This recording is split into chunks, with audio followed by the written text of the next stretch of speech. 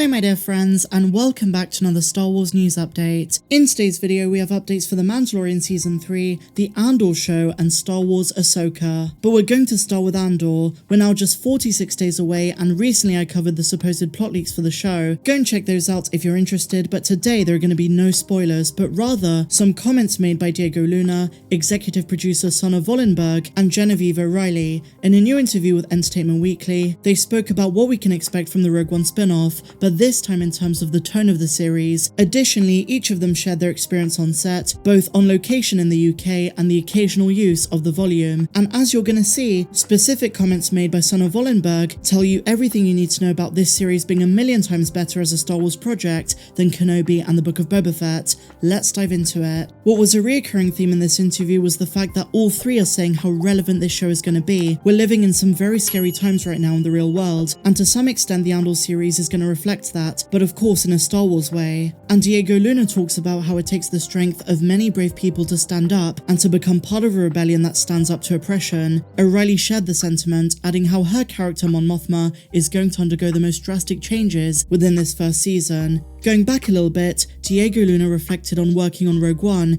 He assumed his time in the Star Wars universe after that movie was over. That was until he got the call from Disney about the Andor series, and he couldn't believe it. And what's really evident throughout this interview is how Diego Luna himself is such a big Star Wars fan. He recalls that while shooting Rogue One, he wondered about Cassian's past, so he jumped at the opportunity to reprise the character to discover it. In his own words, he said, "Behind everyone that's brought change, there's a story, there's a reason. I remember living every day as if it was the last. I mean, I never thought about being part of this universe at all. I was just a fan, and one day I got a call. I thought it was going to be a one-time thing in my life, and I shared it with my kids, and I saw it. I was ready to move on. And then I was invited to return for this show, and it made complete sense. I had so much more to say and do with this role." And then he talks about the benefits of Andor being a series and not a movie. He says, "I just wanted to explore many things that I thought about while I was shooting, that a film would never allow you to explore." And Luna finishes by saying, "I just love that now we have 12 episodes to tell you that story."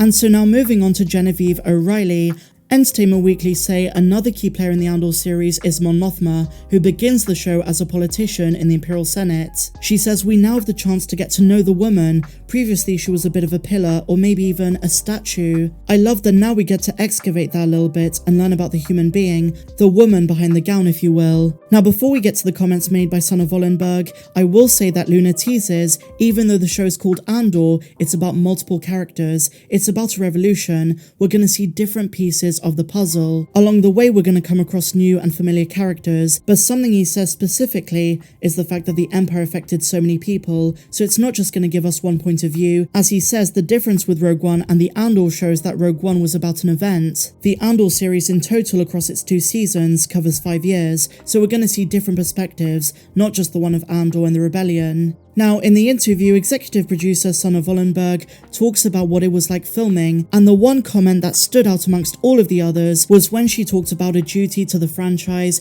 to ensure it looks beautiful and of the highest quality. And that's why Tony Gilroy insisted on filming on location instead of just relying on the volume. They did use the volume for some scenes, and Genevieve O'Reilly even says one battle sequence was filmed using the volume, and she called it revolutionary. But generally speaking for this show, the environments, the planets, the backgrounds are going to be absolutely breathtaking. As I've said in the past, the galaxy is finally going to feel huge again, kind of like George Lucas Star Wars. But my question is, where was this attention to detail and quality for the Kenobi series and the Book of Boba Fett? Ironically, the Andor series, a non-legacy character, might have the best show of all of them, and at least we can rest assured it's not going to feel cheap. But it was great to hear this from the executive producer herself, so fingers crossed it's going to be a great one. I'm super excited, and Diego Luna's passion for this franchise is contagious. He encapsulates all of those elements that is the best of Captain Cassian Andor: hope, determination, and a phenomenal smile too.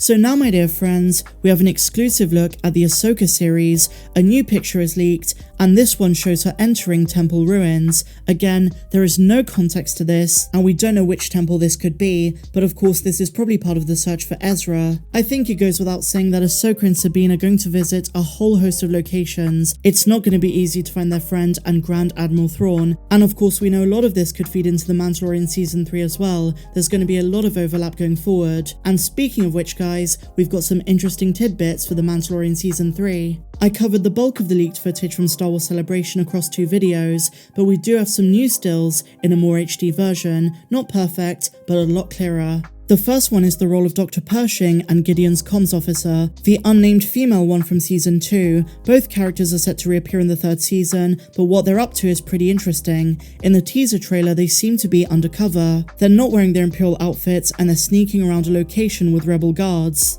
At one stage, we even see Pershing interrogating a Blue Protocol droid. My best guess is that they're trying to break Moff Gideon out of New Republic prison. We know that in Season 2, Cara Dune arrested him. But Giancarlo Esposito, the accidental leaker of a lot of things to do with Mando, has stated 2 or 3 times that Gideon's going to break out of prison in this season. And of course, there were the Making Star Wars leaks saying that he's going to have a new outfit. And I've got to admit, there are so many unknowns and question marks with the Imperial Remnant side of this story. Now, the other day we did have a supposed plot leak. A bunch of details were revealed. Go and check it out if you're interested, but warning, there are major spoilers. But the reason I bring that up is because some of these new stills confirm some of that information, primarily the Spice Cartel on Nevarro. In one of these stills, we do see the planet of Nevarro with a gang of Niktos confronting our heroes. And my question is, are these people linked to the Niktos we saw on Avala 7 that were harboring Grogu? Could they be trying to get him back? Time will tell. All of this is getting me super impatient and excited for Season 3. This is the way.